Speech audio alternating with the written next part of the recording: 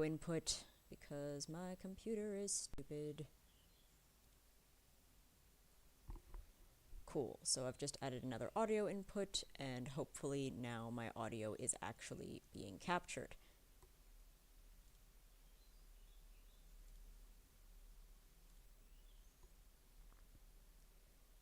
Sweet. If you guys can hear me, please let me know in the chat. So please let me know if my audio is working.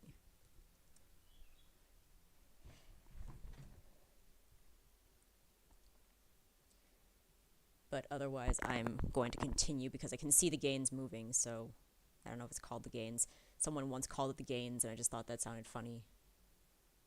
But we will continue nonetheless. Right, so today I'm going to be doing something completely different from my usual MO. Last time as well, I was doing something somewhat different than my usual brand. Normally when I do a piece, it's one subject in the piece, and it's quite focused on that subject. Today, I'm going to be starting on a tapestry. So a tapestry is something that I've wanted to do for quite a long time. For myself, firstly, I wanted to do a Hollow Knight tapestry, but unfortunately, I could not find anyone who prints for tapestries. At least not like ridiculously expensive. In South Africa, where I am based, there are lots of printing places, but they tend to really have exorbitant pricing for anything other than your standard posters and flyers. And the ones that do additional things, it's normally like canvas prints. So I had found someone who was willing to print onto canvas for me and then sell me the canvas itself so that I could then cut it to size, which, yeah, that never ended up happening for multiple reasons, the main one being that I cannot cut to save my life. I am left-handed, and left-handed scissors are a myth. So, yeah, I didn't really want to risk that. But in this new modern age of dropshipping, I've now found a supplier who does do custom scroll canvases, scroll tapestries. I think specifically for like anime art and that sort of thing. But it's kind of exactly what I've been looking for the last 5 years. And I'm really excited to order one and see how it comes out. So, given that Silksong is finally a thing, I decided that instead of doing a normal piece for this, I'm actually going to do a Silksong piece. Which, yeah, I am aware of how, like, late to the party I am. I'm actually not late to the party. I was so early to the party that now I'm late to the party because I have been waiting for Silksong since 2019, before it was cool to like Silksong and to like Hollow Knight. Like, it was genuinely the first proper game, and when I say proper game, I mean I had to get a controller and learn how to use a controller in order to play it properly. As an adult, by the way, Hollow Knight was like the first game that actually made me realize I enjoyed playing video games. I know, shocking, given the reputation for it being a masochistic nightmare. And yeah, like, I am loving Silksong. I've still not finished it. I've only got I've only just finished Act 2, and then I had to take a break. Not for mental health reasons, for reasons of practicality. I was using the same controller that I'd been using since 2019, which was like the oldest PlayStation controller in the world, and it finally gave up because button mashing does not it's not something you can do inevitably, like until the end of time. You will eventually need to replace your controller from all the button mashing. So then I got a new controller, and it's nice and fancy and has like really cool grips, which I don't really understand if they're doing anything useful or not. But I have it now, and so I'm definitely gonna finish Act 3 eventually when I get around to it, just like everything else in life. Alrighty, so let's get started. So, like I said, this is gonna be really weird. I've never done a tapestry piece. I've always wanted to do a piece that's more sort of like what's the word I'm looking for? Like it's not just sort of it's a character in the canvas. The sizes might vary depending on the story, and it's more like narrative driven. So like all visual art to some degree is narrative driven. So there is some story being told by what you are seeing. Tapestries, I think, are even more indicative of that because you're reading the tapestry either from the top to the bottom or the bottom to the top or the side to the side, however you read it, and you're kind of getting an idea of like who the main characters are, what their influence is over other characters in the tapestry. Like it's a really complex piece of art, and yeah, I have no idea what I'm doing as per usual, so I'm just gonna start and see how it goes. So my brain tells me that this is definitely something where I want to plan a little bit before I just start drawing. Like, I want to just start drawing and, like, see where it goes, which, sure, that's fine. And I'm sure it would make something interesting. But I do kind of want this tapestry to be more personal to me, given how important Hollow Knight and Silksong have been for me as a person. Like I even based my logo kind of off of the masks from Hollow Knight. Like that's not just for this stream. I swear it's always been like that. So I just kind of want to plan out a little bit more just to see what I want. So my idea here is that I kind of want to see the map of the overall levels, so the Silksong map, and I want to take some of my favorite moments from the game so far and put them onto this tapestry. So obviously this is going to be spoilery. If you haven't played Silksong and you want to play Silksong, maybe just ignore some of the stuff that I'm saying or put me on mute. Doesn't really matter. I'm sure you've seen lots of these images. But I want to take those like memorable moments for me and put them onto this tapestry, but sort of in the same order as they would be on the map of the game. So like the Abyss level is going to be all the way at the bottom.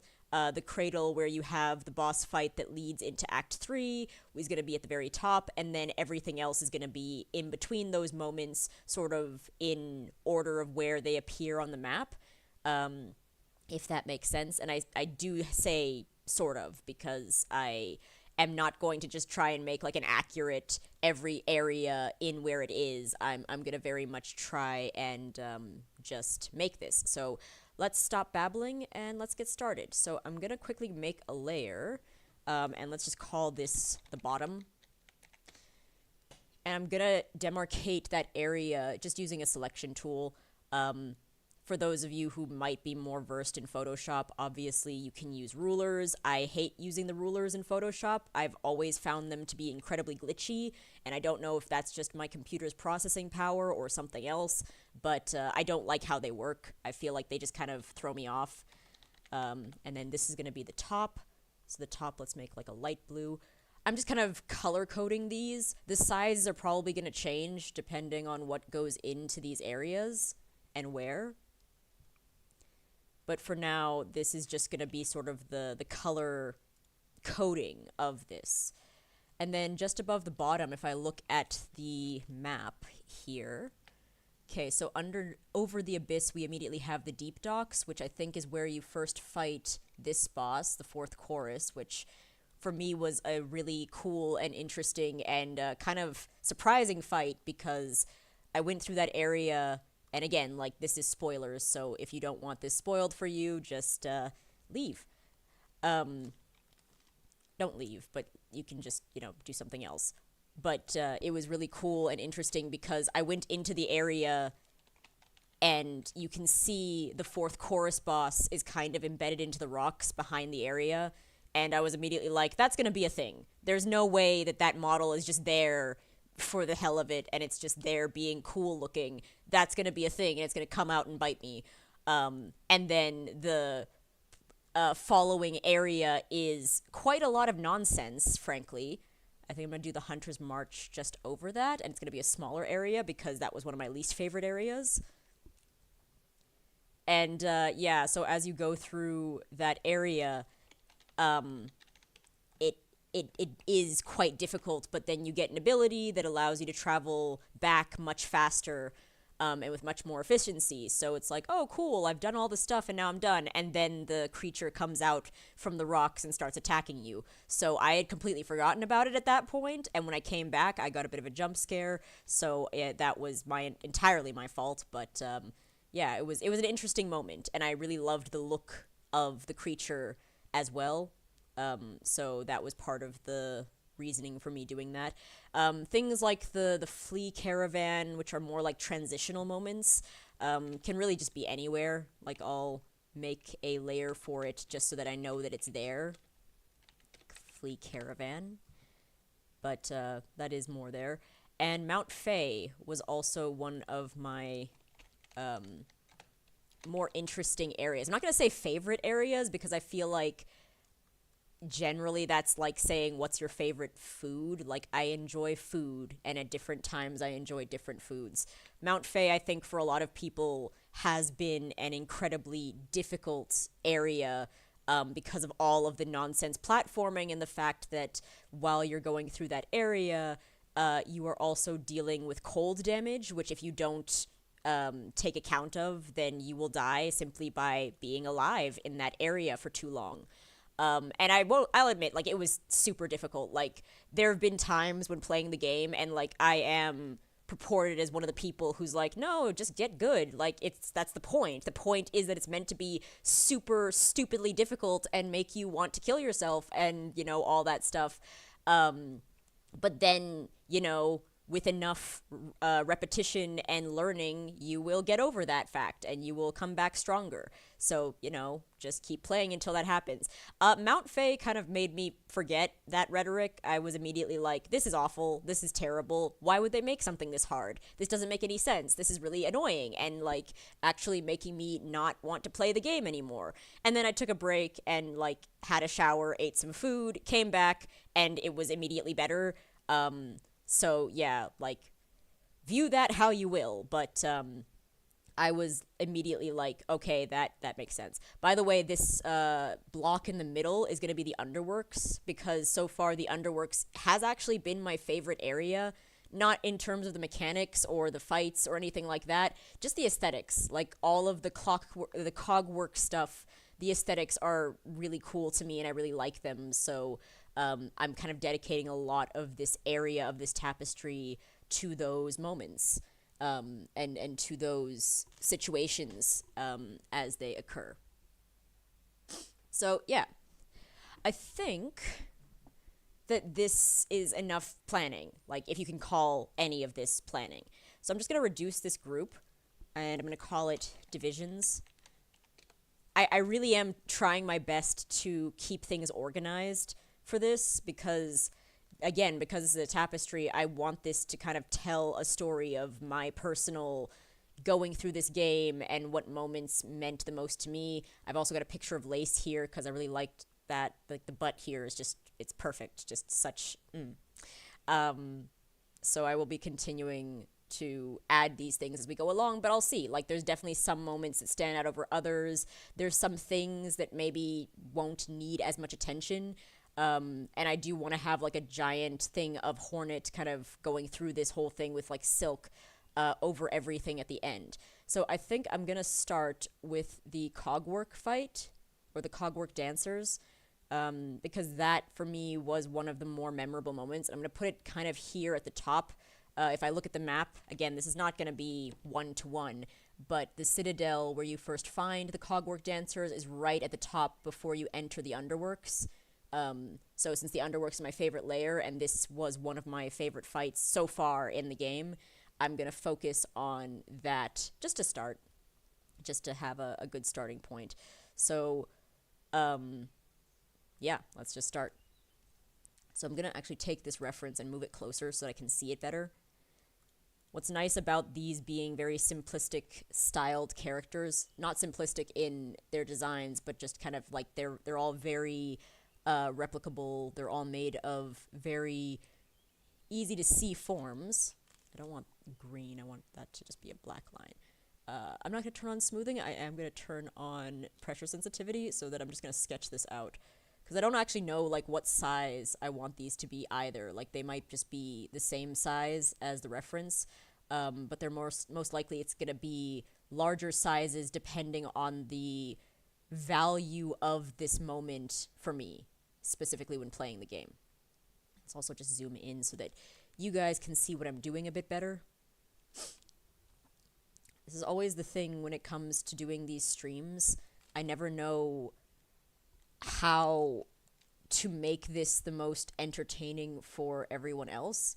Like, at the end of the day, I am doing this for myself, but I also am enjoying, reaching out, sharing what I love with other people in the world, and in doing so, I think it's nice to actually give some credence to the other people who are maybe watching this. I might be streaming to no one. I can't actually see because I'm drawing right now. But point being that it's nice to get stock of like, okay, well, from an audience perspective, what are you actually seeing? I'm aware that a lot of people who watch this sort of like art illustration stream are doing so in order to just like have something relaxing to watch. Like, I think a lot of people just put this on silent and like just watch the process, because the process is kind of the thing that gives this meaning. And it's also kind of the thing that is visually interesting and in a lot of situations kind of relaxing, Let's actually label this layer. So this is the Cogwork Dancers layer. And yeah, if anyone watching can actually gain some knowledge from this that's helpful for them, their own hobbies or their own things they want to do, then great. With that segue out of the way, when you are working in Photoshop or really in any graphics situation that requires layers, make sure you name your layers. Like, I never do. I really never do. Like, my layers are always all over the place and it's a mess. And that's a bad thing. Like, don't be like me. Be better. Because if you don't name your layers as you're drawing, you will end up being very confused as you're drawing as to what anything is, which later on leads to issues because you can't find anything. Cool. So I think that's the basic shape of this character. There's some proportions that I think aren't perfect. It's not the end of the world. This, again, is not meant to be a one-to-one. I'm very much trying to get this to work. Oh, Rafian's here. Hello. But yeah, like, I just kind of want this to work more in the proportions making sense with my personal experience with this and how it went. That's also why I'm splitting this into all the different layers, because these are going to change size. They might also change in arrangement, like which layer is on top of which layer, because I want to make sure that these are representative of this journey.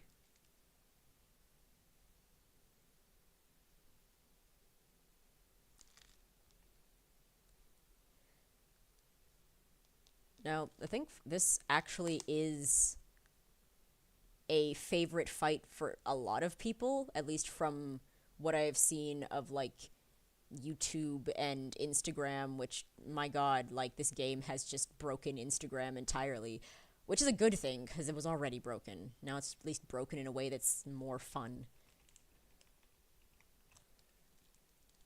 Here I am ranting about Instagram again, even though I'm not even streaming to Instagram.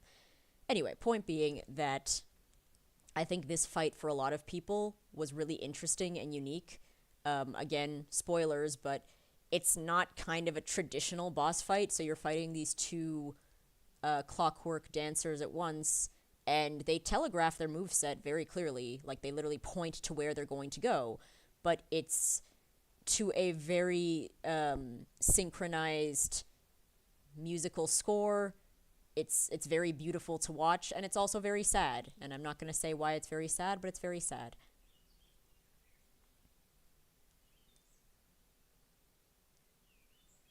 And I think just in general, Hollow Knight has always done a really good job of creating choreographed fights that really feel like you are learning a dance. And for me, a lot of the joy of playing the first game came from that Mantis Lord's fight. So in that fight, you're fighting three bosses, not at once until later in the fight. At the beginning, it kind of starts out with just one boss that attacks you, then another boss joins in, and then the third one joins in, and they are synchronized in such a way that it really does appear like a very elaborate choreographed dance of these three characters, and you're just kind of involved in that dance as well. I don't know, like, for me, Metroidvanias that can accomplish that, because, you know, there's a lot of argument to be made about, well, if a Metroidvania is just about rote learning, like you just play it until you learn what the bosses are going to do, then how is it going to be interesting? Because you're essentially not doing much other than memorizing a series of steps. And I've heard the argument that that's boring. I don't find that boring, personally, at least not in the scope of gaming. I find that very boring in the scope of, like, doing mathematics, but I don't find that boring in gaming. So, you know, like, it's a valid argument, but I do think that games like Hollow Knight specifically do a really good job of showcasing why sort of rote memorization of steps can also be incredibly fulfilling, because you're sort of joining in on this very beautiful choreographed thing at the end of the day.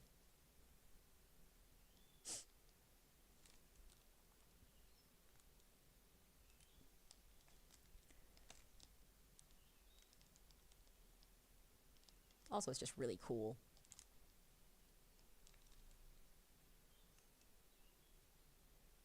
So yeah, for me, this was definitely one of my favorite boss fights in the game so far. Like, the fourth chorus was also a... I'd say that one was a beautiful boss fight more than it was an enjoyable boss fight. Personally, I don't really enjoy the platforming where the platforms are non-consistent, so that fight takes place on lava, and the platforms get destroyed and re-instantiate themselves as the fight goes on. I don't really enjoy that. Like, it really stresses me out, which, again, is the point, but, like, it stresses me out in a way that doesn't feel like I'm making a lot of progress. Instead, it just kind of feels stressful.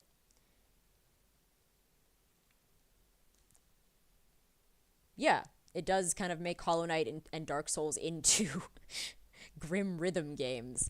Of a kind, yes. Very, very, very grim. I think rhythm games being, like, poppy most of the time, and, like, party games. Like, I wouldn't ask anyone to try and play Hollow Knight at a party unless they wanted to. Like, I've never been to a party that cool, frankly. Okay, cool. So that's going to be... Okay. This is the other thing, is, like, the direction of segments. So I see in the reference the segments are going down, but I drew the segments going the other way. And there is a reason why they're going in the direction that they're going, because it indicates sort of the direction of that thorax. I think that's what you would call that part of a bug or something. Anyway, doesn't really matter. Point being that that is very specific to that directionality. So yeah, there's probably going to be something behind these guys to just kind of frame them up better within this tapestry. But for now, I like where that is. I think it's, again, because this for me was one of my favorite fights, I wanted to have a lot of real estate within this canvas space. Um, so we'll finish with that and just move that out. Then I think I want to do sort of the transitional thing of Hornet and these flea characters. This is just really cute. I really loved how much the fleas in the game have personalities. I specifically mean the fleas that are dogs versus the fleas that are people, because that is a distinction that needs to be made in the same way that, like, in uh what is it? I want to say Looney Tunes, but I know that's not right. Like Goofy, the character, is a dog, but he's a man, whereas Pluto is also a dog, but he is a dog. Um, yeah, no, it's confusing. It is very confusing, and that's fine. But I do want these sort of transitional things. So I think I want the fleas to be kind of everywhere. So I want to draw the fleas in um, on different sides of the canvas, and they kind of just be floating up through the canvas because you find them everywhere.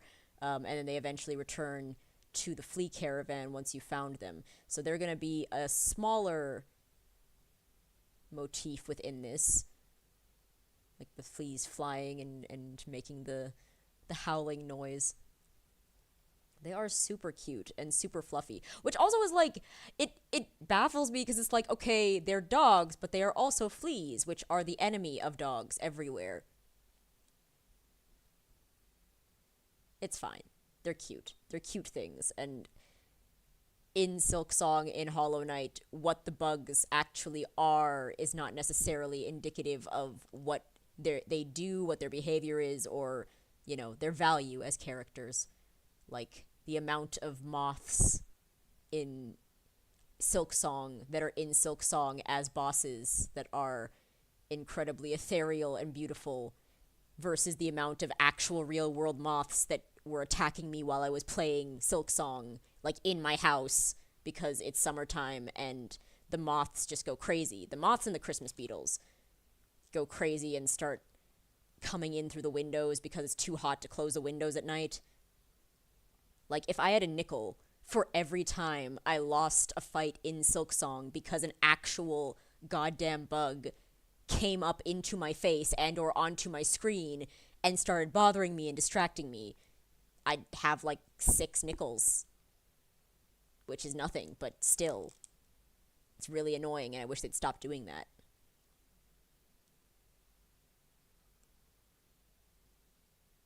Okay, so these guys, just looking at them, like, I am inclined to just make everything the same size when I start planning a piece, or when I start doing a piece, just period. Let's just make his mouth a little bit more like, ooh, because he's saying, ah, ooh. Um,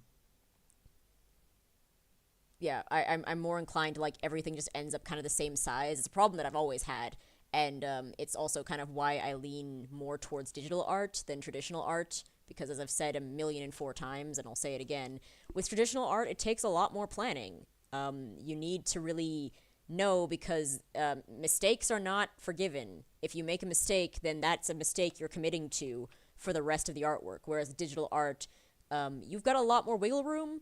If you make a mistake, you can go back and fix it. You can warp things. You can change the perspective of things. And I like that because I find it more additive than, with traditional art, which is very, like, you have that planning phase, but then from there, you are following a very set script. I like the idea that I can change things as I go very easily and not have to follow a set script and still, make a result that is pretty and not just, like, chaotic and messy. Sometimes. Immersion difficulty. Usually playing games with cat difficulty. What is cat difficulty? Just asking YouTube chat to elaborate on comments in YouTube chat.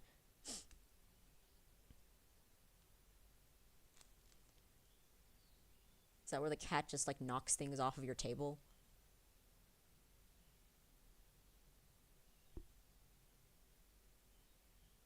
What was I talking about? I've already forgotten. ADHD is a wonderful thing. Oh yeah, additive versus. Oh yeah, cat jumping on the keyboard or the player. Yep, yep. That that is a thing that can happen. I've been told that cats, when they are doing that, aside from wanting attention, are mirroring you. So like, if you give them something to do that looks like what you're doing, then they can be distracted with that at times. I don't know. I've never owned my own cat. I have lived with someone who owned a cat, and I have on various occasions wanted to keep a cat that was trying to live on my car and or live near my house, but yeah, I'm not very good at like patiently luring animals into a sense of security. I feel like I kind of immediately am like, oh my god, it's a cat, come over here, and then it freaks them out and they never come back. But I think that's everyone to some degree. And distracted again from whatever I was saying. Something about fleas? Oh yeah, no, about digital art versus traditional art, and being able to kind of adjust as you go. Like even what I'm doing now, where I'm kind of selecting these fleas and moving them around the canvas. That's not something you can do in a digital piece, or in a traditional piece. In a traditional piece, you would have to commit to whatever you'd planned out, assuming you'd even planned it out. Hence why it's sort of like you look at the thing that you are drawing or painting and you try and replicate it as closely as possible. Obviously, that's not the case for every form of traditional art. Like, you get abstract art, you get tons of forms of traditional art in which you will be doing various things that are maybe not conforming to one specific style or one specific size or whatever. But still, even if you're like making a very abstract piece, you are going to have to commit to whatever things you've put down on the canvas because it's very physical, right? Like it's physical paint or physical chalk or physical pencil. And sure, erasers exist, but every time you erase, you make a little bit of friction damage to your paper. Like I used to do pencil drawings, and other than the fact that getting graphite on my hands was really annoying, I would erase a lot, and like I would draw very heavy lines, which my art teacher at the time absolutely hated. So erasing meant that like you could still see what I'd drawn underneath it. So like it wasn't actually helping. I like the fact that in digital drawing you can just get rid of the lines entirely, or you can have them be there but kind of faint, or you can really do whatever in to whatever degree you feel makes sense, and it still works. Cool. So I have the fleas as sort of like leading the eye, and what I've realized is I've kind of inadvertently started drawing this based on front back layering more than top down layering. So in my head I'm like, the cogwork dancers and the fleas will be at the forefront. Lace and the fey fowl or whatever it's called is going to be one level behind that. So I'm going to go there next. I don't actually know what this creature is called. I don't think it's named in the actual game. I think it's just called the creature or something to that effect. But it's also like a moth-like thing. So as I mentioned, for me, Mount Fay was fine. Like it definitely wasn't my favorite area. It was a fun area once I stopped being mad about it. I'm gonna make it a little bit bigger. I realize I like it slightly more than I thought I liked it at the beginning of this whole exercise. But it wasn't like a horrible area. It was very enjoyable while I was going through it. It was just hard, which, like a lot of things are just hard, and then you're like, oh, okay, but they're actually fun once you get there. It is indeed a floof moth. Also, this picture of the floof moth is very suggestive. I don't know if I want to do that exact picture. What I think I want to do is I want to do Hornet with the fey down cloak in this picture, and then have the floof moth kind of on the side just being awesome. So For that, I'm gonna need a reference. Um, like the Fey Down Cloak has a few still sprites that are really enigmatic, if that is a word. I think it's a word. But let's grab a reference and go.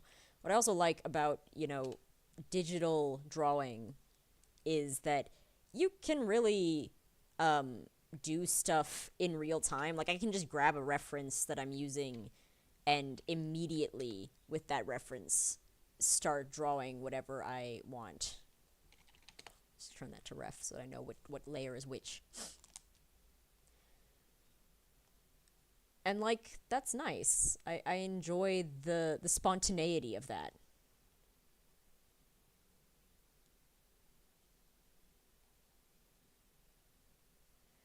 And that's not just because, like, spontaneity is fun and interesting. It's just, like, I think I have always been, or rather, I've always struggled with doing things to a plan.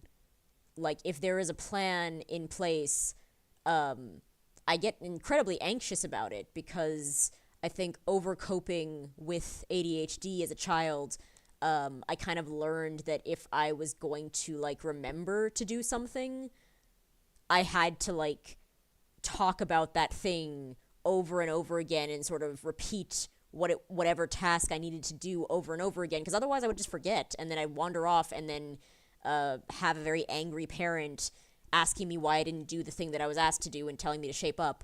So, like, one of the things that I've now as an adult learned about ADHD, and also, like, specifically towards ADHD presenting in women, because I think women do have different societal expectations.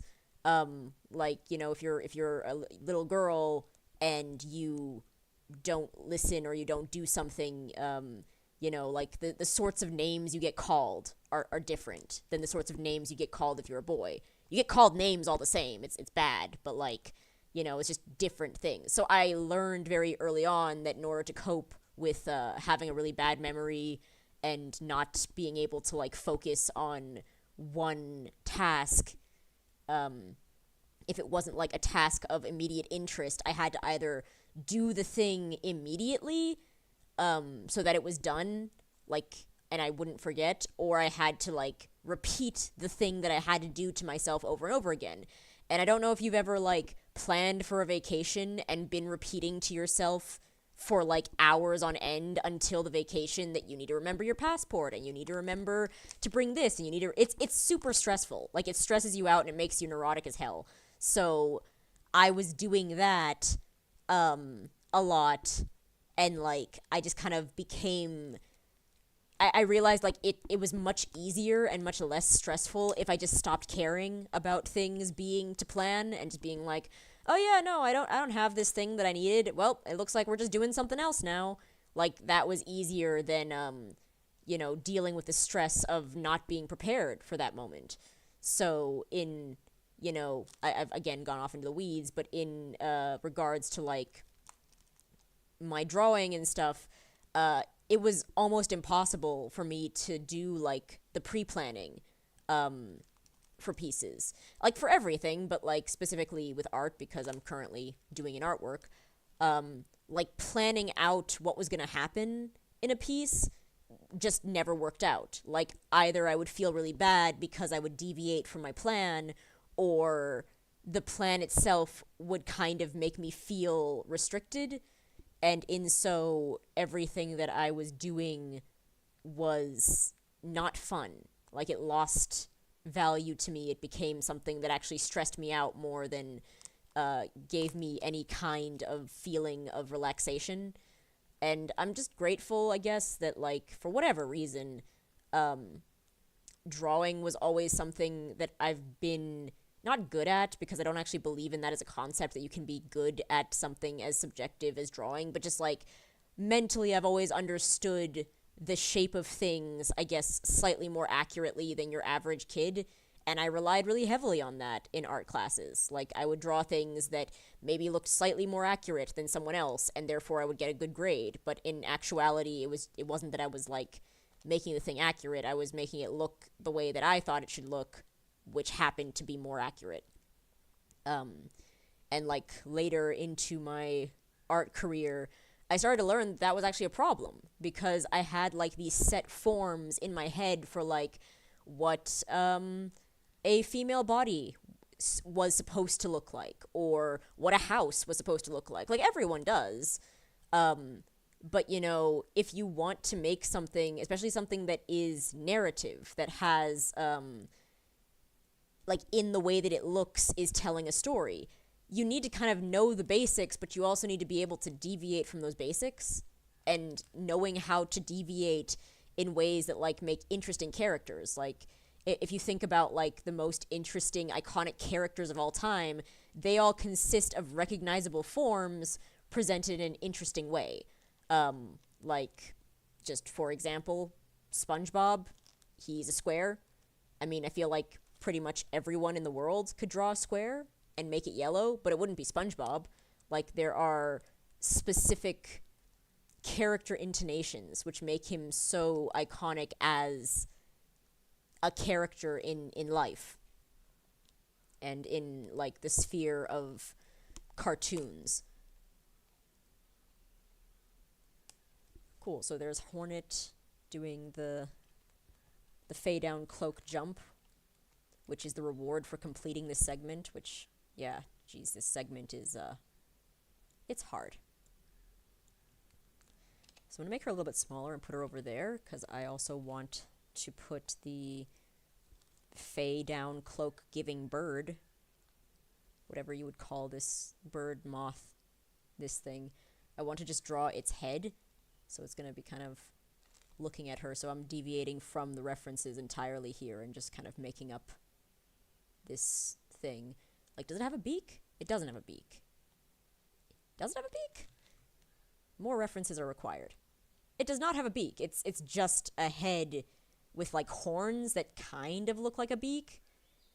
But that makes sense. It's a moth. Moths don't have beaks. Cut to, like, someone finding a really rare moth that actually has a beak or something. But yeah, it's just got a head. It's just got a really floofy head.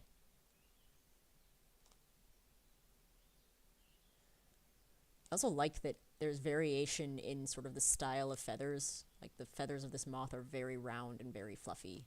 They're not as hard as I was drawing them.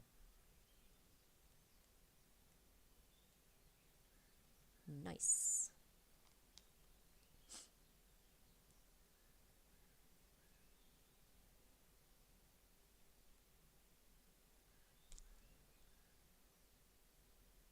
Cool, so we've got three floofy things. We've got the moth, we've got Hornet with the fade down cloak, and we have the flea in the corner of the picture. So this is going to be a very floofy area of this. And that's going to be kind of behind everything.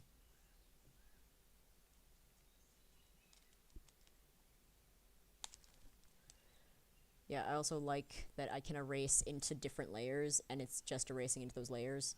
Obviously, you can do that depending on what art form you're using, but I don't know, never been able to beat a digital art form in regards to this sort of thing.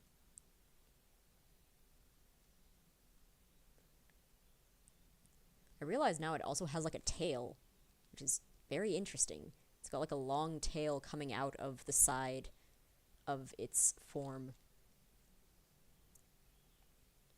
So it's definitely like a phoenix moth-esque something. I believe in Hollow Knight, the Radiance is also kind of a moth-like figure, but it's a very different interpretation of that. Like, this kind of reminds me more of those sort of wintry moths, whereas that always reminded me more of, like, those, like, giant monarch king moth things, whatever they're called. I'm sure that they have names that are better than that. I think also once I start putting in base shading or tonal shading, I will understand better how these images fit behind or in front of one another. At the moment, they're just kind of hanging out.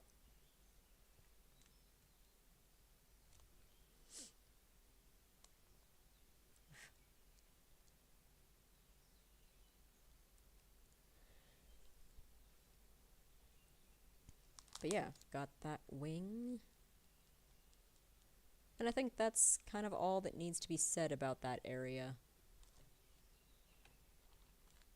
As I said, I think I'm going to make a lot of this stuff kind of smaller so that it fits a bit more succinctly. This is the first time that I am, as mentioned to anyone who's been here since the beginning of the stream, this is the first time I'm attempting sort of a tapestry-esque piece. So the sizes of things are going to change depending on how I want them to fit, as well as my own decisions on which events within the game were most important to me.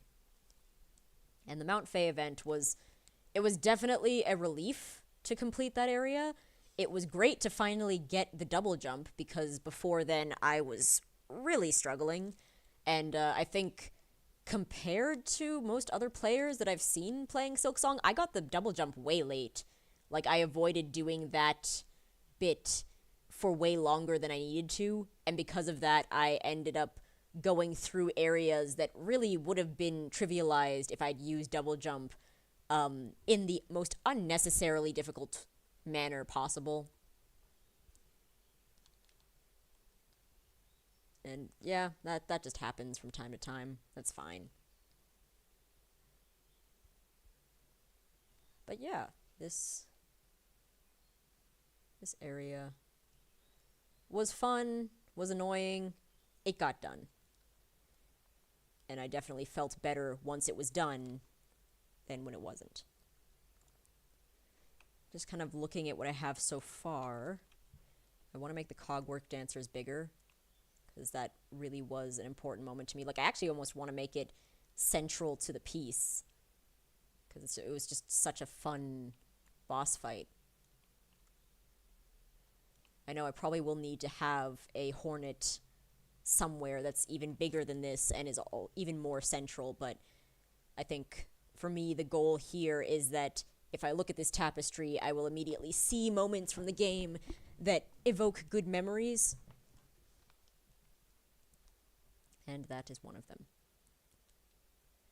Right, the Hunter's March, an area that definitely does not evoke good memories, but it evokes something. I think I want to add something from that level into this, because it was just so hard for no reason, and like so much bullshit, so much jumping on things to get to places, so many spikes. The bench that everyone talks about as, you know, it's a bench where you sit down on the bench thinking that it's all well and good, and then a trap activates and it kills you, even though you're already at low health. The anti-PTSD tapestry. To some degrees, yes. And I think I want to capture a specifically PTSD moment, because you don't recognize the good moments in life without the bad moments, right? Like, if something really bad happens to you and it's followed by immediately by something incredibly good and incredibly memorable, you remember that way more than you remember just like, oh yeah, that was a good time and everything went well and no one had any complaints at any point in time ever. So I kind of want to illustrate that with the Hunter's March area, specifically this. So this reference that I'm pulling in now, this one platforming section is maybe indicative of every moment of frustration within the Hunter's March area, because at this point in time, you don't have double jump, you don't have the claw line, you don't have anything that can elevate you well within the game. And if you're playing like me, which is, you know, without doing anything in any specific order, you also don't have the Reaper crest. So you basically have to jump between all of these little red, whatever they are. I think they're just buds for like roses. And you have to hit them perfectly at a perfect diagonal. If you miss even slightly, then you don't hit it.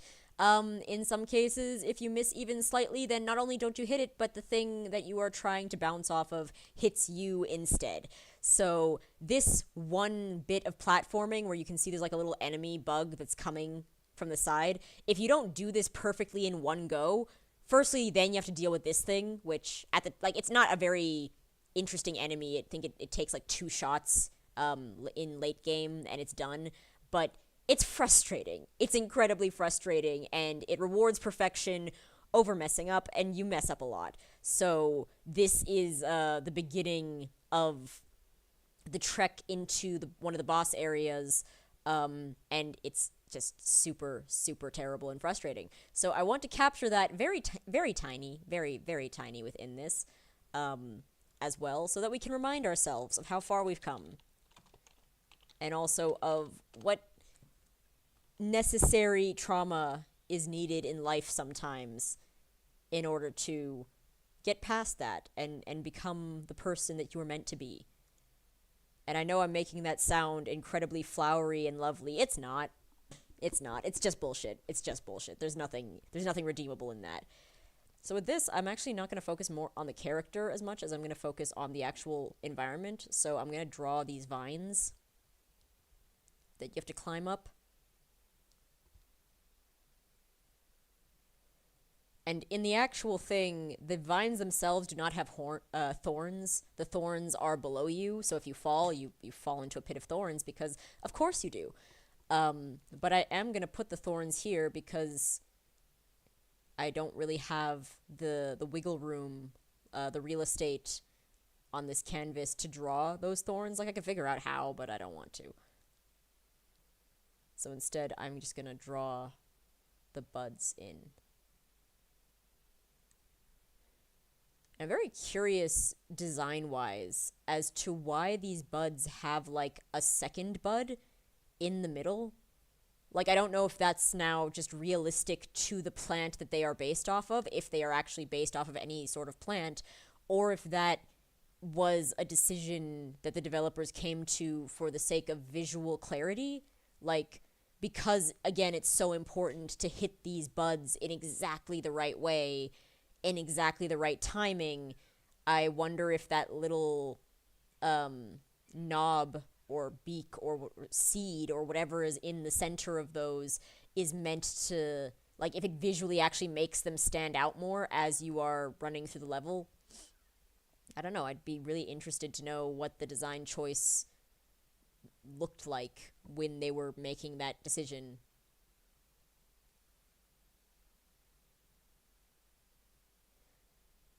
And I'll mention again, not for clout, because I don't know what clout there is with regards to this, because I didn't, like, do anything with it.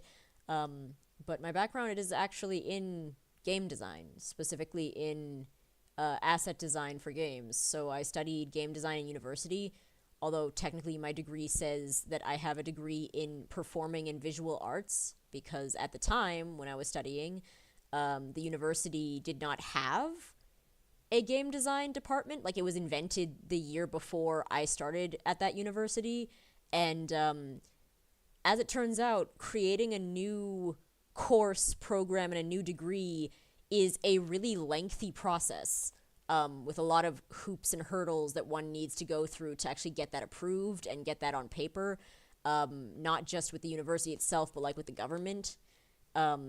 So even though it was a game design degree, it wasn't recognized as a game design degree at the time. So I think it was kind of needing to just make things work in the interim, because people had signed up for the course and people were doing the course and the course was happening.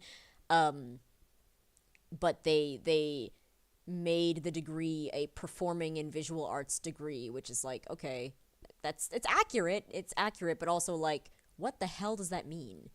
Like, if you tell someone, like, oh, I study performing and visual arts, it's like, so you draw in front of people, which, hey, that's what I'm doing right now. So, like, yeah, it's confusing. I think since I have I graduated and left, the degree is now called a game design degree. So if you were to get a qualification, it would be a qualification in game design. I don't know. And frankly, I would not care to go back and find out. Like, studying for university was actually kind of nice, honestly. Like, I think there have been fewer times in my life where I felt the most like I actually knew what was going on than when I was in university. And that's not to say that I knew what was going on. I definitely did not. And I was definitely just kind of being like, well, we'll see how badly we failed when we get there. But I guess just in terms of like knowing what I had to do and being able to just do that was very nice. Whereas in earlier parts of my life, knowing what was going on at any given time was very difficult, again because of the ADHD and not knowing that it was ADHD and not being medicated and not having a support group of any kind for that, just basically having people yelling at me about it for lots of long hours of yelling. But I think like university, there was more independence. I would hope that everyone, once they become the age of adulthood, whatever that is in your individual country, that whoever pays for you to do stuff, if that is a luxury that you have, or whoever controls your life, rather, I would hope that they start to just like give you some space and some time to kind of figure yourself out. I thankfully had that. And I'm very glad that I had that because I was able to kind of figure out like, okay, I can do these things well, and I'm not so stressed out that the stress itself is preventing me from functioning, which it very much was in high school. Like the degree of stress that I felt constantly just prevented me from doing anything that I potentially could have done towards my own benefit, frankly. And yeah, like university also offered me an opportunity to kind of get over myself, I think. Like as I mentioned prior to that, I had always been predisposed to being able to draw things in a way that people recognized, and that was maybe not valued as much as it did offer me a degree of identity. So it offered me an ability to say like, okay, I can draw. So therefore, whatever I do in life going forward is going to have to do with the fact that I can draw. I wasn't particularly good at anything other than drawing. Like I was good at math in so much as I went to a service called Kumon when I was growing up. I believe many people will be familiar with that service. It was horrific. I think now, recognizing that I have always been severely ADHD makes that whole experience make a lot more sense. But at the time, it really was like torture because the program itself, and it might have changed, I don't know, but at the time when I was doing it in like the early 2000s, essentially all it was you would sit and memorize times tables. So you would get a sheet of exercise workbooks, and you would sit down and you would memorize and memorize and memorize until you got to go home. That was it. There was no, for me, even now, looking back on it, there was really nothing that was like being taught anything. It was just, you memorize this, you get the correct answers. If you don't get the correct answers, you do it again. So there was nothing that was like stimulating. There was nothing that was rewarding. And for me, who, ADHD is a manifestation of a dopamine imbalance, it was torture. It was literal torture because I would have to sit and just redo these same problems that were giving me nothing over and over and over again. And I remember like there were days when I was doing really well in school because of it, because I basically just memorized every mathematical problem known to man, for like the third grade. So like in school, I was able to get through them really easily because I just knew, like, I know that 3 times 3 is 9. I say very cautiously as an adult who should know what 3 times 3 is. So I could just like write that down. But then when I moved past those levels in Kumon, then I was doing like fractions and stuff that we'd not covered in class at all, and I had no concept of how to do it. And frankly, those are things that are a lot harder to just memorize. Like, you do kind of need to understand how fractions work to make fractions work. So like, yeah, I remember there was a day when I literally was there until closing time, and like the head of the school was there with my mom, and she was just like, yeah, she's just not making any progress. And my mom was like, well, just make her sit there until she does. Like, we'll stay here until midnight. And it was just like, it was only because the staff had to go home that they let me go home. And like, as an adult, that is so messed up to me that that was a thing where it was like I was crying. I was in tears. I was, like, again, like, for me, it was torture. So it's like, you're basically telling me that I have to continue to endure this torture until I get these sums right. And I have no idea what these sums are. And not for lack of, like, I'm not blaming anyone who was teaching at that Kumon. Like, I think they were very empathetic people, and they were actually very, like, aware that I was struggling and I really wasn't getting the things. And I mean, I'm sure they dealt with, because I mean, at this point, they're probably, like, in their 70s, maybe. Like, it was people in their 20s, so maybe I have no concept of math or time, as we've established. Yeah, no, but, like, those people would be well into their lives by now and hopefully have moved on from Kumon. But at the time, those people were incredibly, like, you know, they could see that I was just suffering. Like, they could see that they weren't actually doing anything to help me.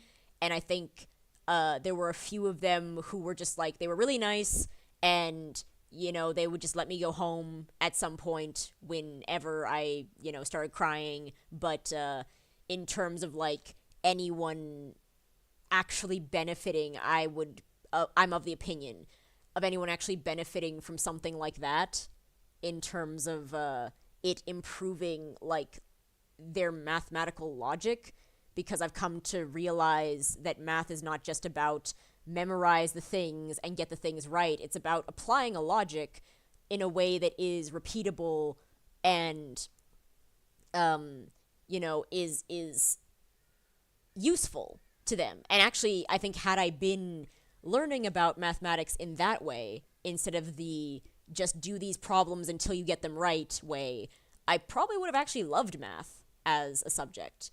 But yeah, as I was saying, because I've gone far off into the weeds once again, for me, it was always about, like, memorization, so I never learned to love it.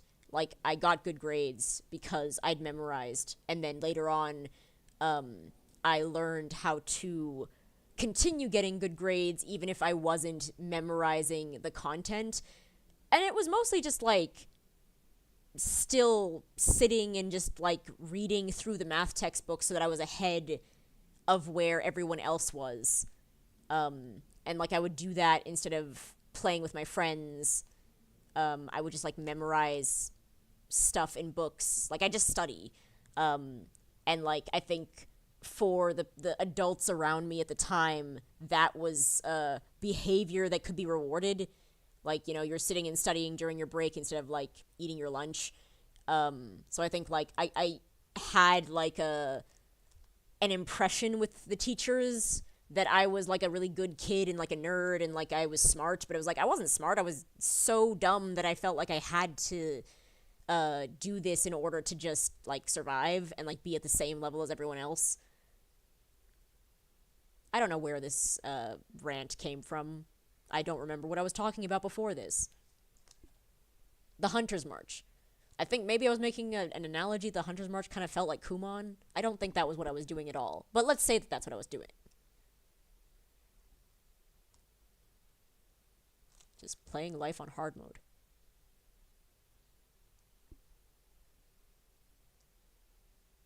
Cool. So I think that kind of helps illustrate this area better. Also, I plan to finish this stream after 2 hours, so at 4 o'clock my time. So we're 1 hour into it already, which is great. I will be continuing at a later stage. I know I did say that last week that I was going to be streaming on Tuesdays, and oh yeah, no, definite PTSD. Tuesdays and Saturdays, mostly. Like, frankly, it's just whenever I can find time, because, as I've mentioned, I find this incredibly relaxing. I enjoy doing this. Hunter's March is greater than or less than school. Or is that less than or greater than? I don't know. But yeah, like, I'll just keep streaming whenever I can. It is probably going to be on Tuesdays, because that's the veritable day off that I have. It's also the day when I do grocery shopping because it's the only day of the week where I can actually find the time to get in a car and leave my house. What is this? See, this is why we label our layers, because this is part of the Mount Fay area layer, but it's a different layer for some reason. So that's Mount Fay. I have a lace layer that I haven't used, so I'm going to use that later. Let's do Grandmother Silk. So this is the one that's going to go right at the top. So as fights go, the Grandmother Silk fight wasn't that difficult. I think intentionally. I think it's a very similar thing to Hollow Knight, where the actual Hollow Knight, because even though the game itself talks about him and kind of hypes him up, he's not really the boss at the end of the day. Again, more spoilers, but the Hollow Knight isn't the boss. The Radiance is the actual boss. So in terms of all of the fights throughout all of Hollow Knight, the actual Hollow Knight fight is probably one of the easier ones. And then if you hit him with the Dream Nail, then you activate the actual fight, the Radiance fight, and that's hard as balls. So I think it's a similar thing with Grandmother Silk, where this fight is gorgeous, but it is not actually that difficult because it's just the prelude to the actual fight and the actual narrative within that fight, in which you activate the third act. I think I also maybe was a bit too paranoid when I went through this fight, because I think most players did the fight, like, as soon as they were able to do the fight. Like, that was the new gauntlet that they were trying to get through.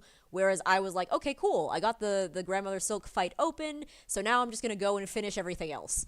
And in doing so, I think I found the dialogue necessary to unlock Act 3. So again, spoilers, if you do this fight, from what I'm aware, if you do this fight immediately, once it's unlocked, without having talked to a certain person you need to talk to, then if you win the fight, you end up taking her place and becoming the matriarchal god of the area, which sucks. But if you talk to some people first before you do this fight, then you find out that there's actually a trap that you have to make. And if you then make that trap and then complete the fight and place the trap down, then yes, you actually end up activating Act 3, which is even worse than just being trapped forever. Because now everyone's sad and the world's falling apart. But yeah, like, that happened to me. I didn't actually get the, I think, first ending because I didn't even finish the boss. Because, yes, I got distracted. I went looking for more fleas instead of doing the boss fight to complete the game. And in that, I ended up finding the stuff necessary to activate Act 3. And I did that, and that was the first time I'd won with the boss, was activating Act 3. What I will say is I did attempt the boss a couple of times. So I just to see how it fought. I think I did like 3 attempts, and then I said, okay, cool, I'm gonna go do something else now, and try to do that. And those 3 attempts, like, the first attempt I remember, actually, I got to, like, her 3rd phase, where she starts raining rocks down on your head, and that was fine. And then I just kind of, lost interest and went to go do other stuff. But, I also, when I then went back and did the fight, I was expecting it to be kind of a batten down and be ready to repeat this multiple times, and I got it in, like, the first shot. Like, she was immediately down. And I don't think that's due to any level of skill. I think just at that point, I had been going through the levels so often, and I'd been, like, memorized the jump, dodge so succinctly that it was kind of just a, yeah, no, you can leave now. That's fine. Everything's fine. Everything was definitely not fine. But yeah, I found the Grandmother Silk fight to be way less intense than a lot of the other fights that I was struggling with. Like, I'd been struggling with some of these bosses for what felt like years at that point. literally. Like, there were some bosses where I think I remember at one point I was between three separate bosses and I hadn't been able to beat any of them. I think it was the Savage Beast Fly the first time around, because that's something that they repeat, and I refuse. I refuse to do that again. Refuse to do that to myself.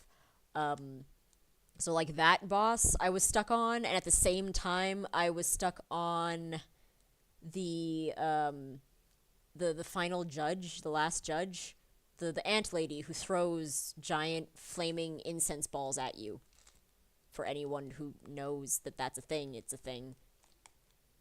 Yeah, I was stuck on her and on the fly for a very long time. And then I eventually got one of them and I was like, cool, so I can go get the other one, and then it just made me like worse at the other one. Ah, memories.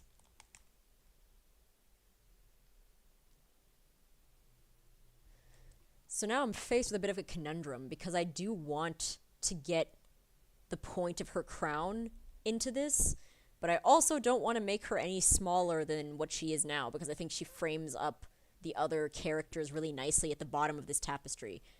So what I'm going to do is I'm going to make her smaller, so compromise. And I'm probably going to make her hair longer than what it actually is in order to compensate for that visually.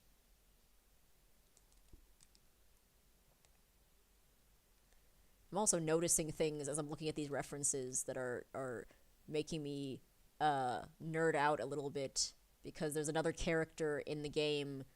I don't even know why I'm trying not to spoil. Like, you guys wouldn't be here if you cared about the spoilers. But there's another character in the game, Ava, and Ava gives you stuff and upgrades your stuff. And I now realize that Grandmother Silk's crown is the same symbol that appears when later in the game you absorb Ava, and she gives you more silk when you sit at a bench. It's like the same symbol that appears over your crest as is on her head.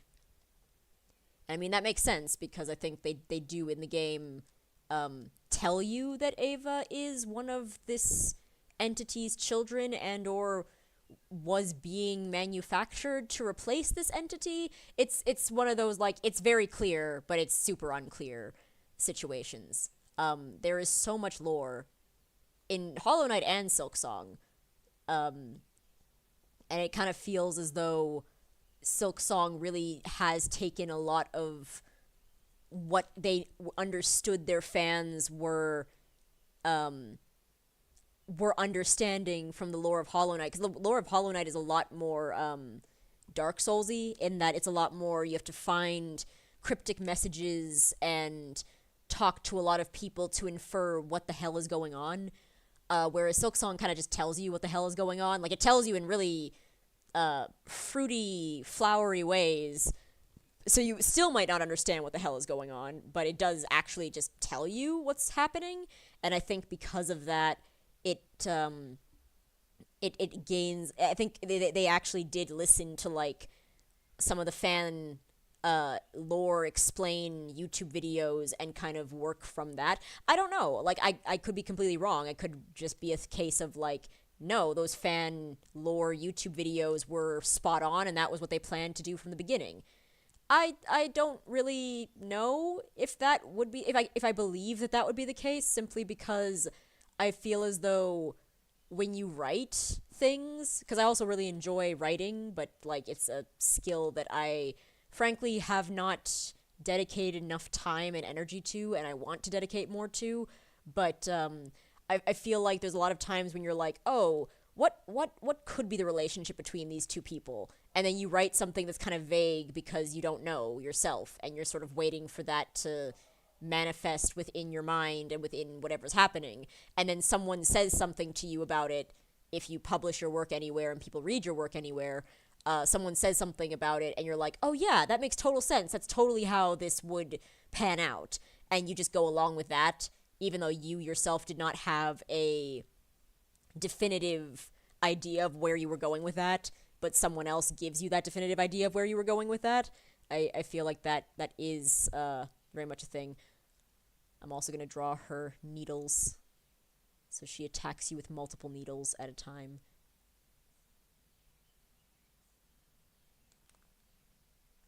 There's a lot of needles in Silksong. What a revelation.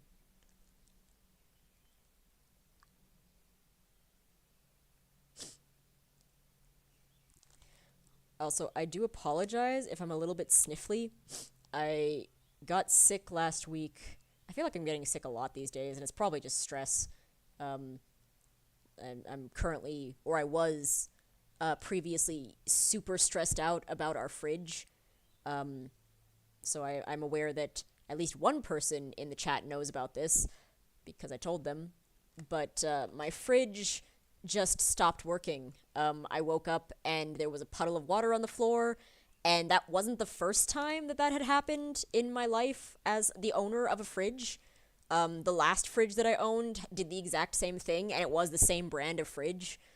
And like with the last fridge, that was also super stressful and really expensive to fix. And then the fix didn't actually do anything. So with my fridge now, it was happening, and I was sort of like, oh my gosh, I'm gonna have to go through this again. And like, this is at a period of time where like I've just come out of a really toxic job. So like, I don't have any money to fix a fridge. Like, the money that I have is like saved up still from last year's Comic-Con, that I forgot was still in my drawer. Long story short, did get the fridge fixed. The fix did not stick. The fridge stopped working again the next day. Got it fixed again.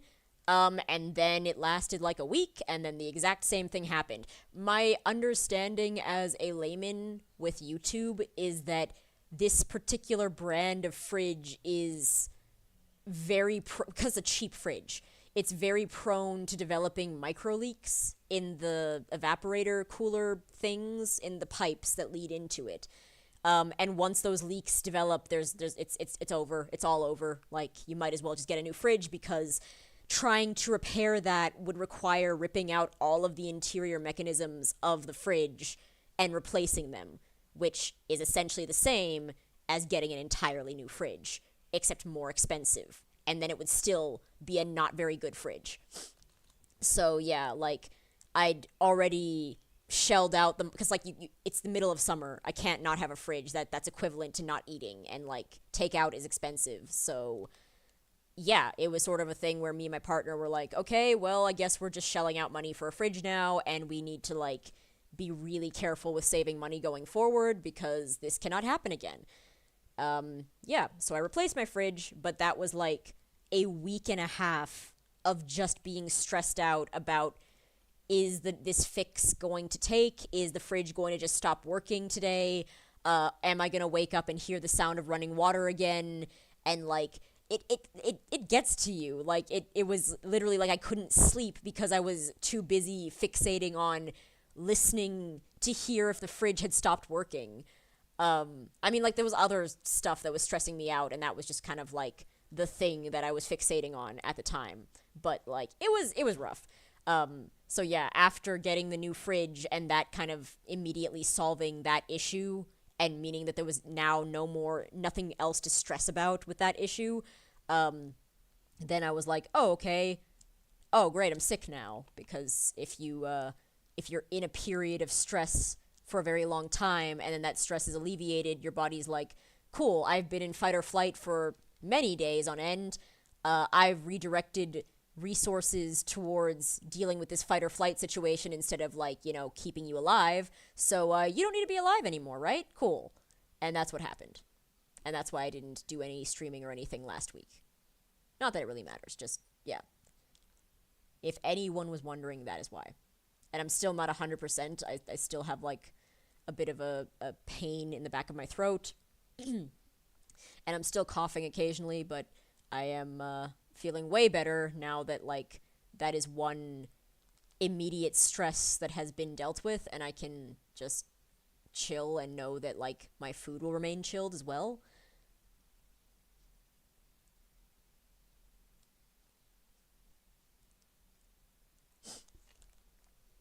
But that's why I'm sniffly. So right now, I'm just adding in the attack lines for this fight. So in this stage, you can get hit within this radius. And again, like, it's a very projected fight, so you know exactly what's happening. It's just about learning the dance. It's cool. Also, if I now look at what I have so far, I'm pretty happy with this. I wasn't entirely sure how this was going to go. Again, never having done anything specifically with a tapestry in mind, but I think the sizes of the characters are reading okay, and I'm understanding what I'm looking at while I'm reading it, so that's a win, and I will take that win. And now it's just about finishing the bottom half. So we've got the top half of the tapestry that's come through.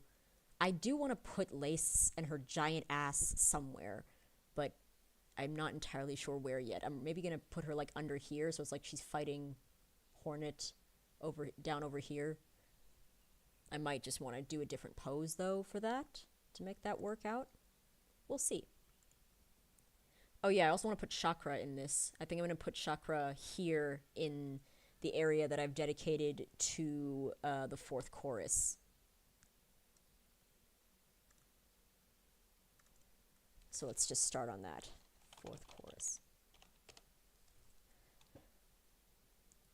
Speaking of, one of the reasons that I actually like the underground, the underworks, the most, yeah, I'm literally just gonna do this. Like, this is such a perfect pose, and is so indicative of that level, that area, that boss. I'm literally just tracing this. There are times to be creative, and there's times where you just trace whatever is presented to you because it's perfect. What was I saying? Once again, I've forgotten.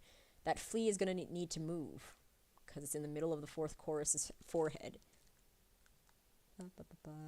Flea caravan. So you are actually going to move down. So I'm going to have you be over here instead. So the fleas are literally going to be throughout the canvas. Great.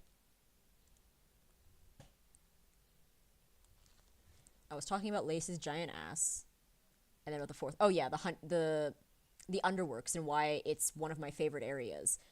I think aesthetically, it's one of my favorite areas because of just all of the, like, cog stuff that's happening, but it's also because of the music. Like, of all the music, and, like, Hollow Knight, Silksong have some of the best music ever.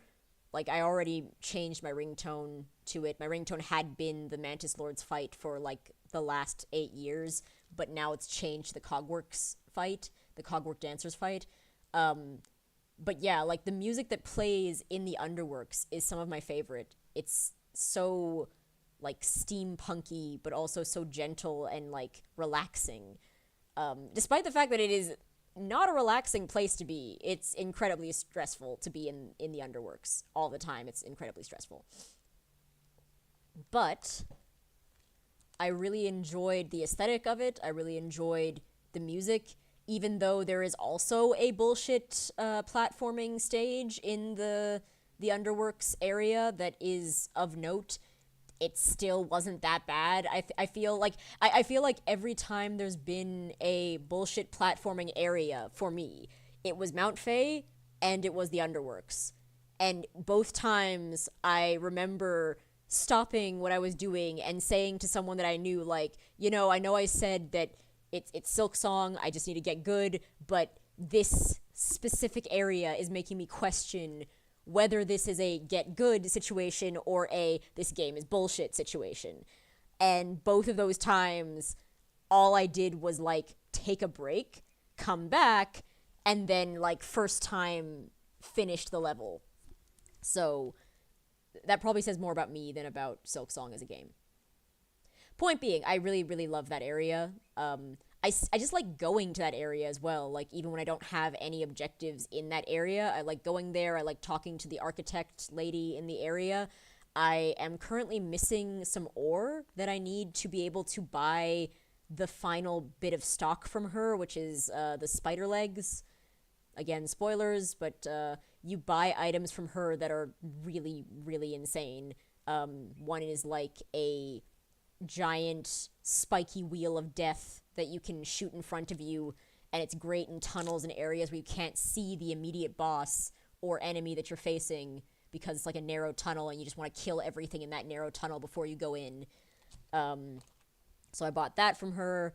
I bought some knives that I can hide in my cloak from her, which, you know, it's knives you can hide in your cloak. I don't think I need to explain why that's helpful.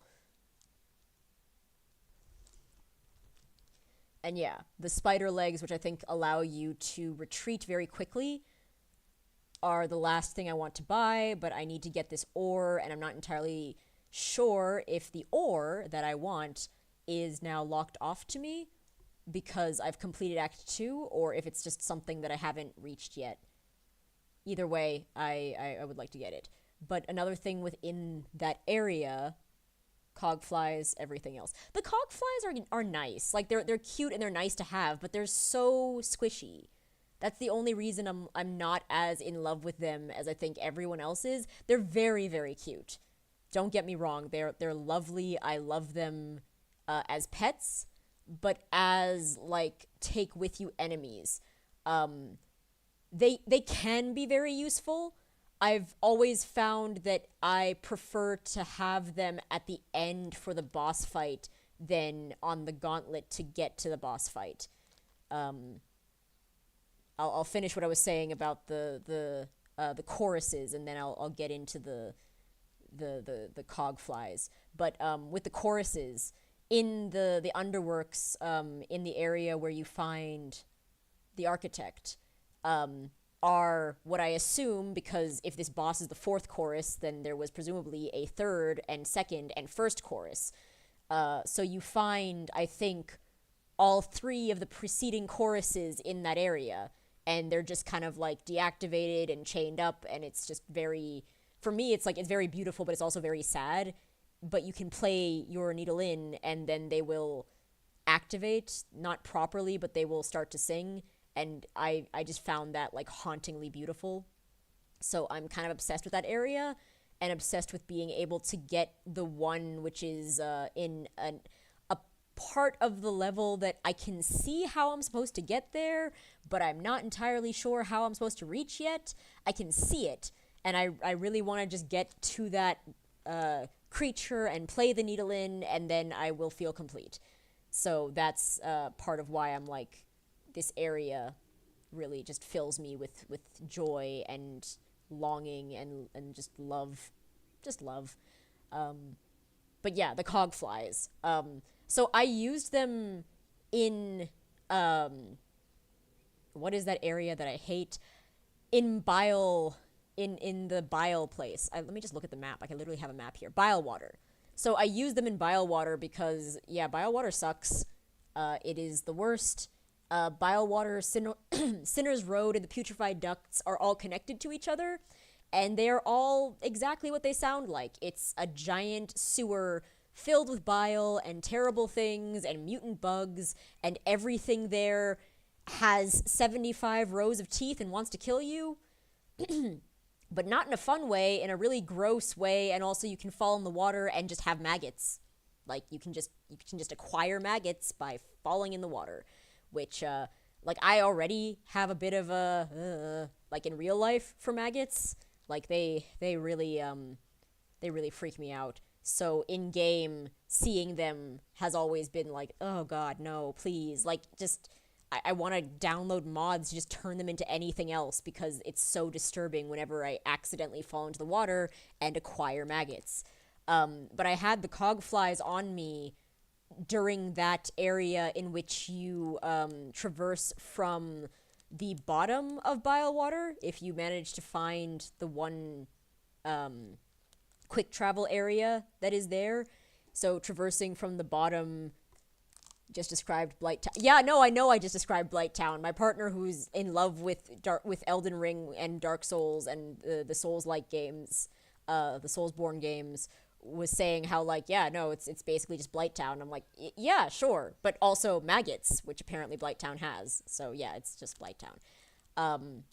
What was I saying? Oh yeah, cogflies. So I had the cogflies equipped for that area, and they are helpful because they can attack some of the things that are trying to put an end to you immediately, and they can also help show you where those things are. But what I kept finding was I only had 5 cog flies. I do believe that I have more now, but at the time, I only had enough space in my inventory for 5, and 5 was just not enough. To the point where it almost kind of made it annoying because when I would traverse, all my cog flies would be dead within the first 5 minutes, and then I still had the entire level to get through, as well as a boss at the end of that level. And I was now like reliant on these flies to keep me alive. That is such a weird sentence, but yes. And for anyone who has played through Silksong, there is a boss at the end called Grohl the Great. Not Gloam. Gloam is someone else. But Grohl the Great is a different kind of bullshit to the other bosses that you see throughout the game, in my opinion. He's a giant frog fly thing, and he eats you. Like, he sucks you into his mouth and then eats you. And this whole fight takes place after you traverse through the bile, through bile water, and, you know, you fight all the things, and you're probably infested with maggots, and the whole fight takes place over a giant pit of soup that is filled with maggots. And yeah, as I said, I already have issues with maggots that it's just a bad time. All around, it's just a bad time. So with that fight, bile water is one of the other areas. I think there's there's 4. There's 4 major areas in the game where you are presented with a bench at the end of a long gauntlet of bullshit, and that bench is not real. Like, the bench turns out to be a trap, or the bench just explodes, or the bench doesn't work, and then you have to fix the bench to get it to work, and it's in all of these areas that are, like, notably terrible to be in already. And with this Grohl the Great fight, there is a hidden bench in the level that I had to just look up where to find that. But if you don't find that bench, then you basically have to traverse the entire level in order to get to that boss fight, which again is not a fun boss fight. It is a disgusting and really difficult boss fight.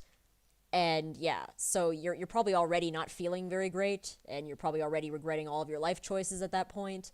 But once you get there, and you find this boss fight, like, for me personally, I really would have liked to have the cog flies at the start of that boss fight. I eventually was able to get them because I found the secret bench, but like, the secret bench eliminates like 2/3 of the traversal to the level. So there's still a third that you still need to traverse to get up to Grohl the Great. And I found that having the cog flies, I was always very tempted to use the cog flies to deal with the more annoying enemies as I got up there. To the point where I started to realize, like, if I'm going to just waste these cog flies simply to get to this enemy, I'm not going to use them for the enemy, which means that I don't need them for the traversal to the enemy. So it was kind of a bit of a chicken egg situation. I don't know how it was a chicken egg situation, but let's just say that it was.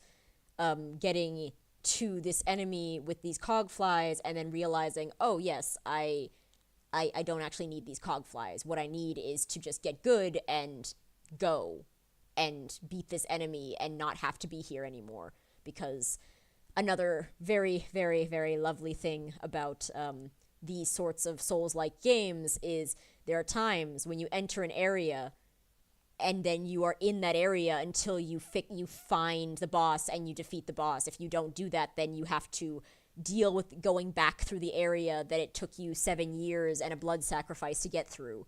So yeah, I was not going to go back through bile water to get to the quick travel to do anything else. I was like, I'm gonna beat this boss and then I'm going to leave because I would like to leave now. And at that point, yes, I had absolutely no shards. I was relying on...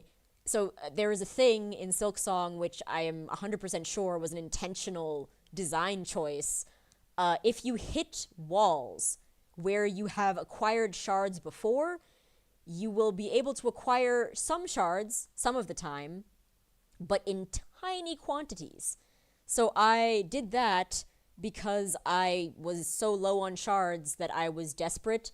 So I hit a wall for like 2 hours in order to gather like 30 shards, which it was able to give me back like 2 cogflies.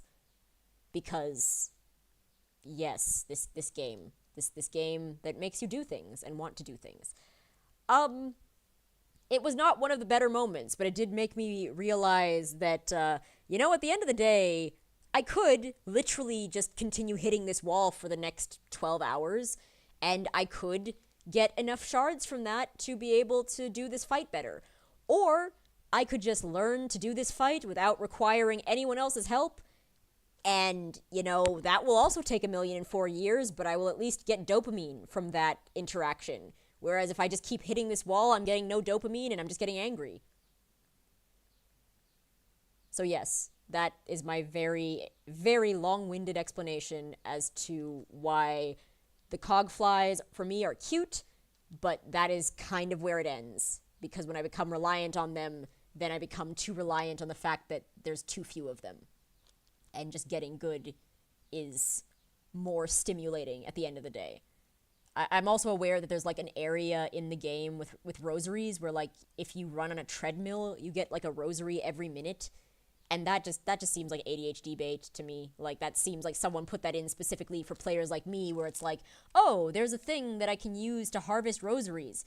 It's so slow and inefficient that I could just, learn to play this game blindfolded, and that would be maybe a better use of my time in my brain, which is so dependent on dopamine at any given moment that I am literally just like walking around looking for dopamine. That is the analogy that I have come to love about ADHD as a disorder, is just like you are just, everything you do is dopamine dependent. How much dopamine will this give me, in what quantity, and how consistently, and that is going to determine how much I care about this at any given time.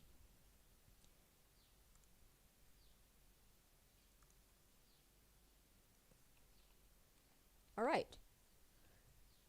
Oh yeah, no, I really like how that looks.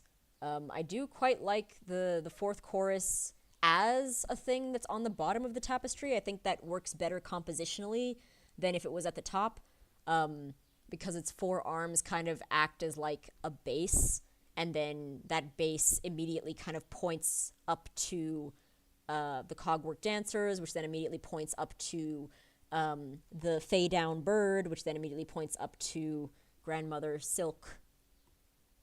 And then the bottom layer, which is going to have the least amount of space, but going to have the most pizzazz. I think I'm going to put Lace in there because there is a point where you find her in the abyss, or like her ghost in the abyss. I'm still, I'm not going to lie, I'm still kind of confused as to Lace's stuff.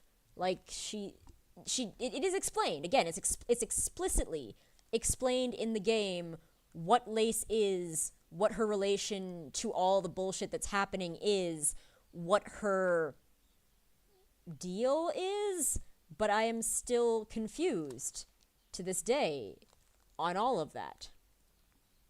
Oh well, let's make the abyss.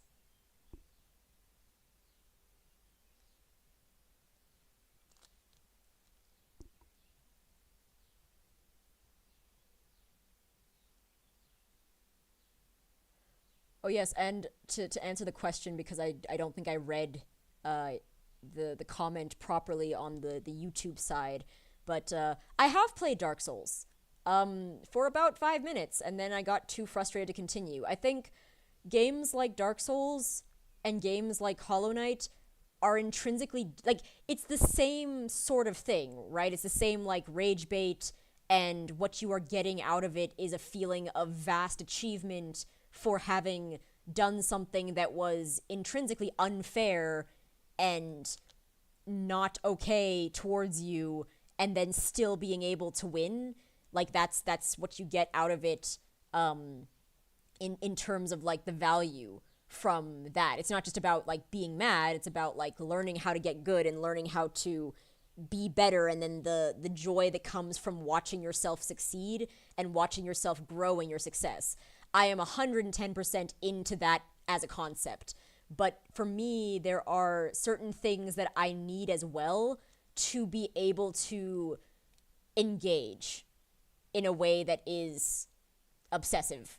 And for me, the Metroidvania style rage games are way more engaging than the Souls like 3D. Let's just call it like 3D versus 2D, even though it's not as simple as that, but like just on one end, like I prefer platforming difficulty to 3D space walking around trying to get around something to hit it in the butt difficulty. It's really weird, I know, and it's sort of weird because it feels like it should be the exact same thing, but it's just not. When I played Dark Souls for about 10 seconds and I played Elden Ring for about 10 seconds, the thing that I like the most about those games are the characters and the bosses in those games. So that is what, again, provides me with the most dopamine. However, I felt like I was being denied access to those bosses and those characters because I just could not, like, get through a terrain-based puzzle, and that was understimulating. Like, it was difficult and understimulating for me. So I was going through that terrain-based puzzle and wondering what I was doing and why I was wasting my time when all I really wanted was to, like, get to the boss area and see the really cool bosses that I'd been promised. And it's like, those are super late game bosses. You don't see them or even, like, get to think about them until you've actually done the game. And that's also not me saying, because I know this has been misinterpreted before when I've talked about why I like sort of Hollow Knight, Silksong, Metroidvania style rage bait games more than I like, you know, classic Dark Souls. This is not me saying that I feel like Hollow Knight and Silksong are prettier than games like Dark Souls. They are, but like in a sense of like it's sort of like body horror, disturbing, like disturbing and beautiful and aesthetically pleasing are all three different terms. They all mean different things. You can have things that are appealing and are interesting, but are inherently ugly. And that's kind of how I feel about Dark Souls and Elden Ring. It's like, these are so visually interesting, and these ideas are so interesting and disturbing, and they're so like immediately awe-inspiring. Not awe in the sense of like divine awe, awe in the sense of, oh my gosh, there's something crawling on me, get it off of me, sort of way. And that makes it interesting to me, but when I am deprived of that awe, I am immediately bored, and, you know, I'd rather just then watch someone else play it, which is what I did, than I am to play it myself. Whereas when it comes to games like Hollow Knight and Silksong, the awe that I am getting from that is not just in the prettiness or the intrigue or the landscapes. It is. I am getting a lot of stuff from that. But what I'm also getting is, like, the beauty of, again, like, the dancing. To call it dancing, to simplify, it's absolutely not that. But the state of, you know, choreographed events in which you see these characters interacting in these fights that are just so beautiful. And I find that they are intrinsically beautiful because of the fact that they're in this tiny space and you're kind of part of it within this tiny space, which also is like, it's the same thing that a lot of people complain about with regards to games like Silksong and Hollow Knight, where it's like, why do I only have a third of the screen at any given time to avoid being attacked in? And it's because it's forced choreography. You're being forced into those spaces where you are fighting, and like, it's such a tiny window and a tiny frame, but through that frame you're seeing all of this really beautiful action that's happening. And I just felt like when I was playing Elden Ring and I was playing Dark Souls, for the brief moments that I was playing it, I wasn't being able to see the beauty of the fight in that brief window. All I was able to see was myself dying over and over again, and then, like, there's just too much space. I was getting too distracted, everything was happening everywhere at once. I know it's exactly the same as Hollow Knight and Silksong. I am aware of this. I'm aware of the weird hypocrisy here. But it's just easier to see for me. Like, I can see it much more easily in a platform on that kind of canvas than I can in, like, a 3D space. Yeah, so that's my very, very long-winded explanation about my feelings towards Dark Souls Elden Ring versus my feelings towards Hollow Knight Silksong, and also, like, Grime. Like, I really enjoyed playing Grime, even though with Grime I also eventually got a bit bored of what I was doing and stopped, I think, just because with Grime you are being directly rewarded for upgrading stuff. Like, there's skill trees in Grime. This is also something that I, as a player, have always struggled with. I like just banging my head against the wall until something breaks. When there's a skill tree involved, I am immediately disinterested. I'm immediately, like, less okay with what is going on than if there was not a skill tree, which I know makes absolutely no sense, because if there was no skill tree, then I would just be kind of randomly banging my head against the wall and hoping for luck of the draw to make any progress. It's one of the reasons why with Hades 2, I've not been as invested in it as I was in Hades 1.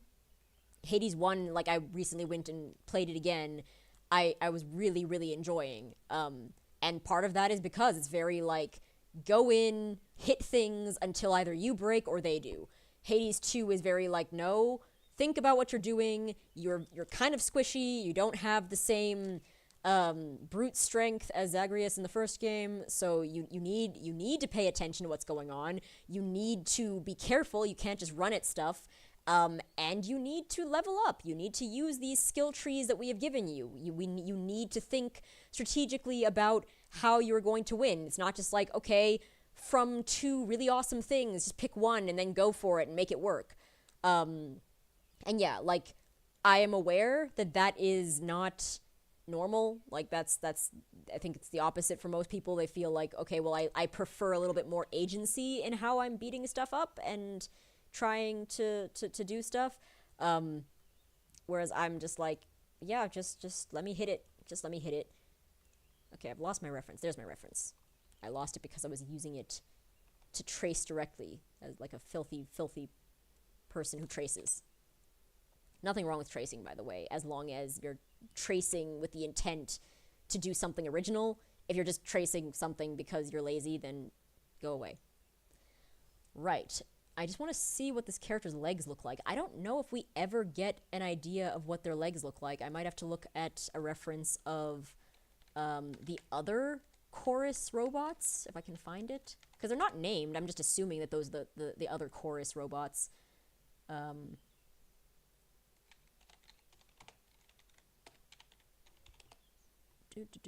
Okay, you can see a little bit more of their names. Also, I've just seen an image of a Lego fourth chorus.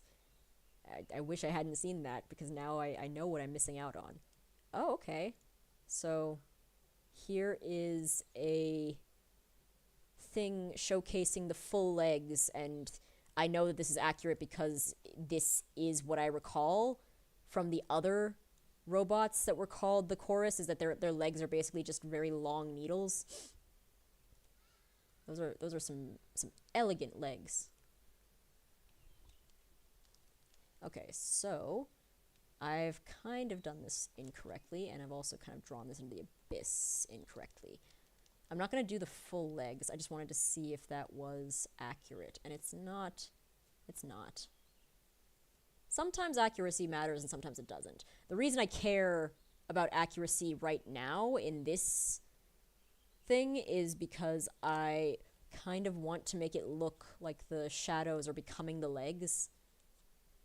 And I just wanted to see sort of how the legs attach to each other to make that work. It's kind of like that. Cool. I like that. I think that looks okay. Where's the thing that I was actually drawing into? Was I drawing into this unnamed layer? No.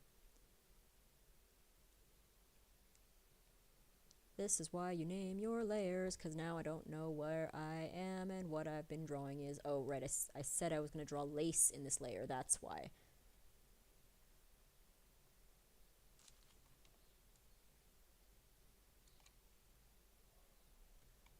So now the question is, do I want to draw lace down there, or do I want to draw lace up here? Now I'll draw lace down there. I mean, I could obviously draw lace twice. I'm not limited to how many times I draw this annoying little character.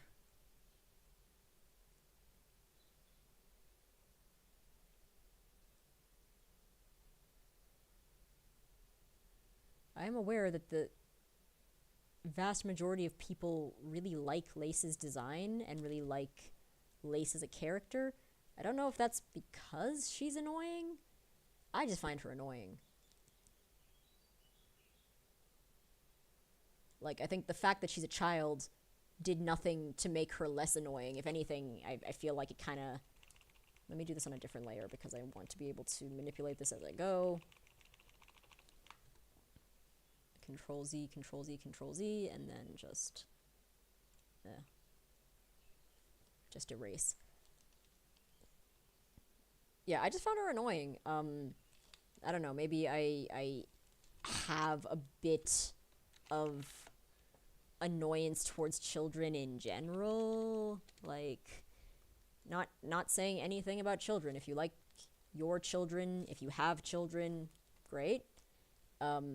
I just kind of, I feel like I have met more really annoying children than I have met, like, cool, responsible, enigmatic children.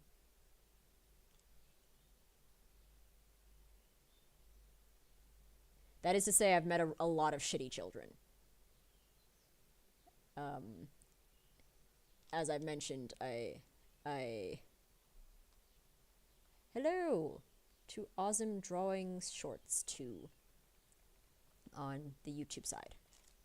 What was I saying about children? Oh yeah, I hate them. No, just like, I used to be a teacher of adults, by the way, not of children. So what I'm doing is digital painting. So at the moment, I'm doing a sketch. This is going to turn into a painting that is going to become a tapestry.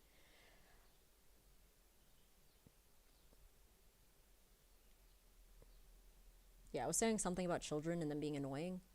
Yeah, they're annoying.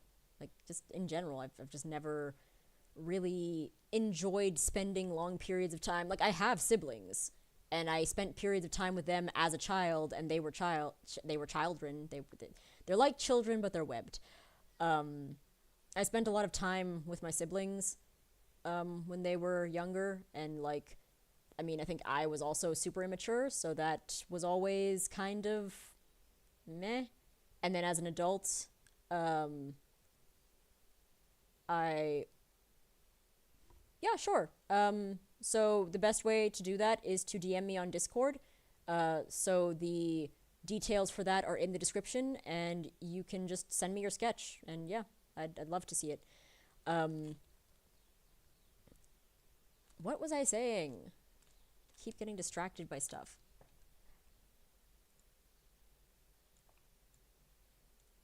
Oh, yeah. As an adult, I taught in tertiary education, so I taught presumably other adults, and you would be surprised how many young adults, I think, at that age, especially coming into, I think, a situation in which they are, like, up until you go to college, you are a child.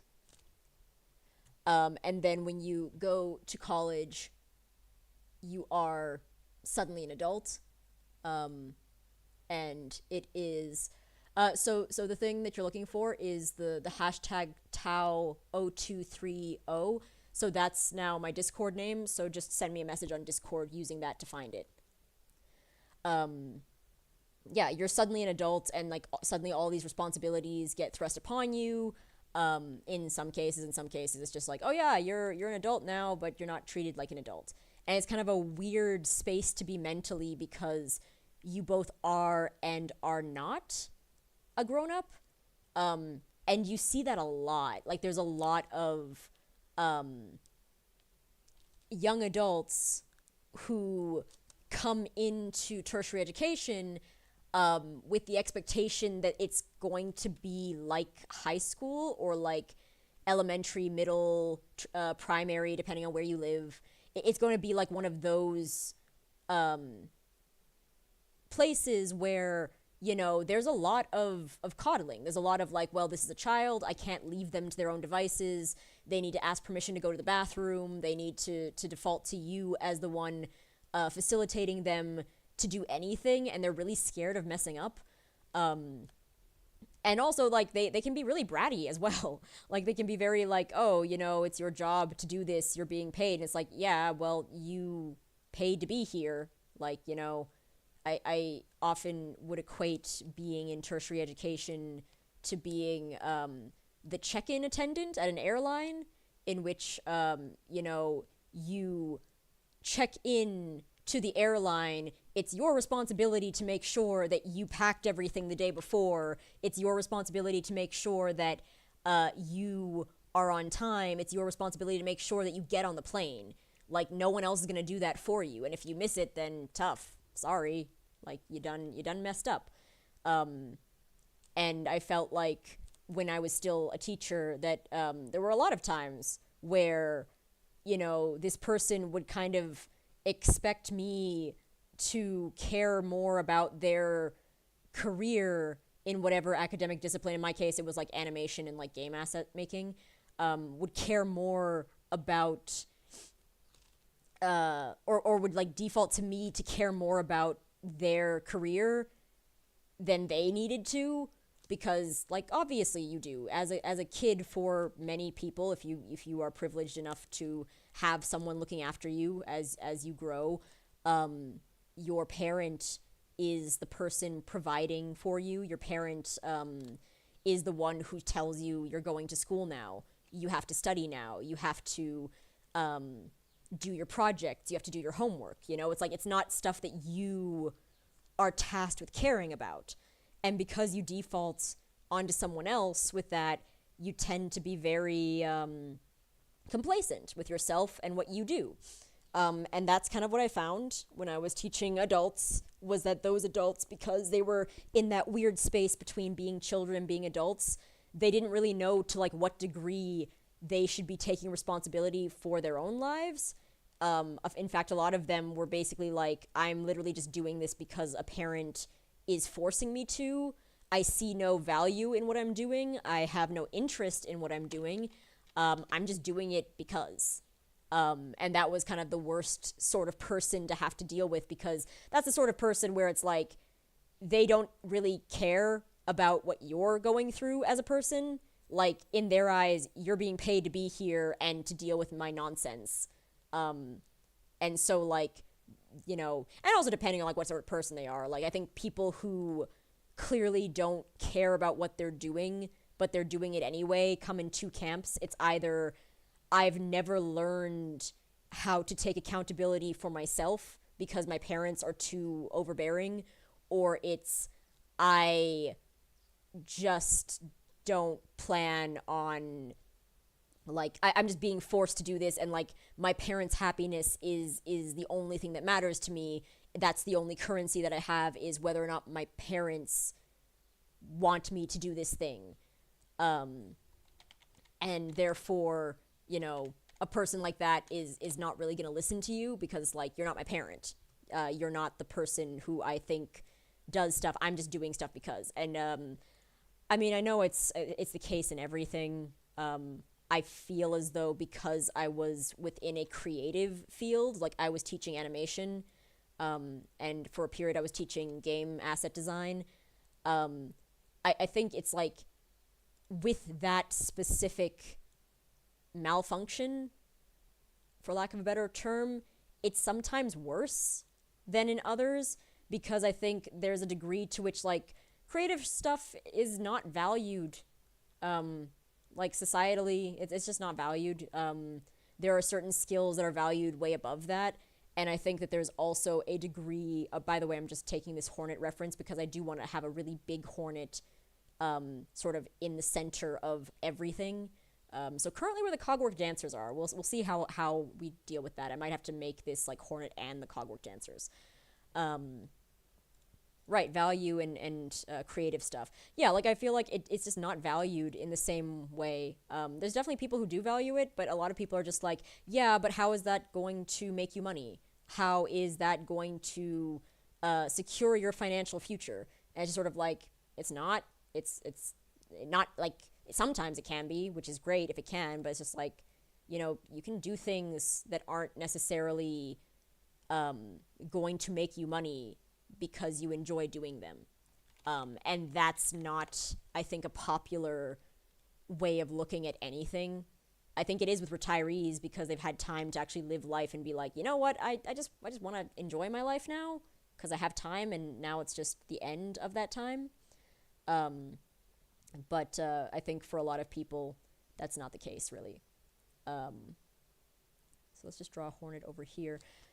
And yeah, when you have then, I guess, a child-adult, an adult who has just concluded being a child, and they grew up in this space where it's like your value is directly weighted against your productiveness in society, your ability to... I'm going to need to put a background here because I cannot see anything with everything that's going on. So I'm just going to make a little block. This is just a temporary little block. It's just so I can see what I'm drawing. There we go.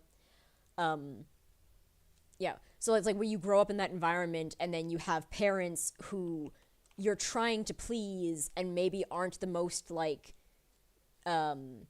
receptive to you as their child. You then develop this thing where you're like, okay, I'm gonna do this thing which I perceive to be easy, or I perceive it to be like more fun and not require a lot from me. And I'm going to do that because that's low energy, low effort, low income. Low input for maximal output. And then that sort of person ends up taking like a course in, let's say, game design, and like 9 out of 10 times that person is only doing game design because they like playing video games, which is the same as me saying, oh, I love eating, I should go become a Michelin chef. Like, it's two very different things. They involve some of the same stuff, but it's two very different things. Not only that, but like the amount of skill and work and personal discipline that it would require to become a Michelin chef is ridiculous. So, but you do get a lot of people who are like, oh, I love playing video games, therefore I should get into video game design. And I think their parents are like, oh, how much money does that make? And then they see like the sorts of stats from like a AAA game studio, which again, like the people who are pulling in that money is not the person making the game. That's the person who is producing the game. So like, again, that's more like saying, oh, I want to become a producer and just be inherently wealthy and, fund things, which is great. If you want to do that, but I don't think that's like a job. That's just a thing that people can do and choose to do. Sometimes. Not often. But yeah, going off into the weeds, again, this is me explaining in a very long-winded way why I don't really like children. I think most of the children that I've interacted with, and even most of the adults that I've interacted with who are kind of in that weird space, like, not all of them. There's been a lot of really cool people that I've met through teaching, and who I hope have become functional adults since leaving teaching. But there were definitely a lot of people where it's like, okay, your ability to really think about yourself and what you're doing in your life kind of comes down to, how is this going to please my parents, and how is this going to make me profitable as a person, which are two things which I think are kind of much more complicated as concepts than I think maybe is within the scope of a child's understanding. But yeah, it's I don't like Lace. That's what I was saying. I don't like Lace. She's annoying.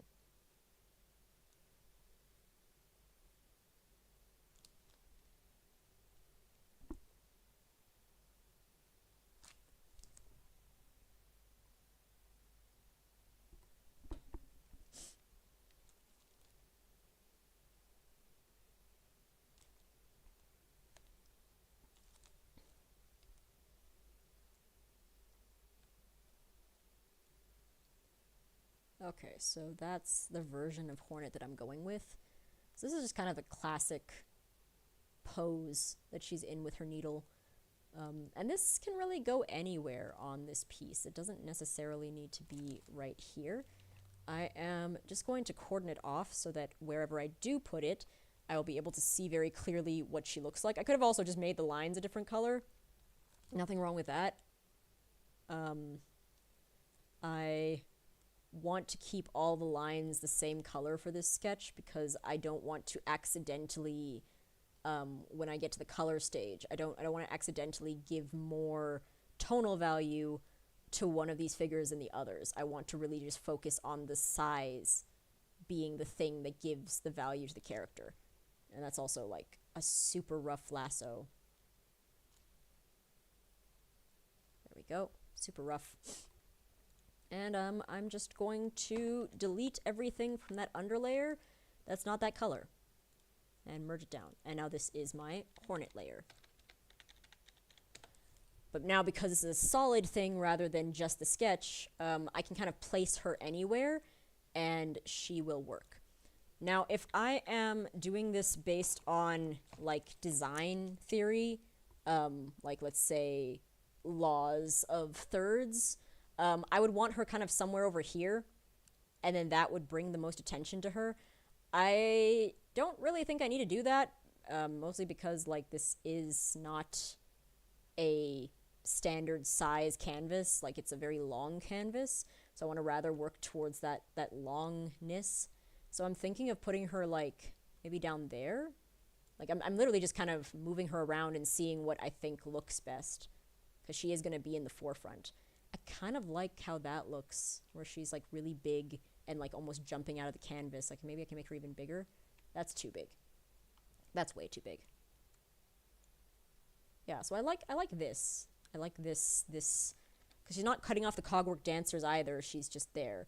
And what's nice about her just being there as well, and also being the lightest thing on the canvas, is I can just experiment with how I want that silk that I said I wanted at the beginning to go through the canvas. So kind of want it to look like she's traversing through the canvas, so there's like a line of silk that's following her.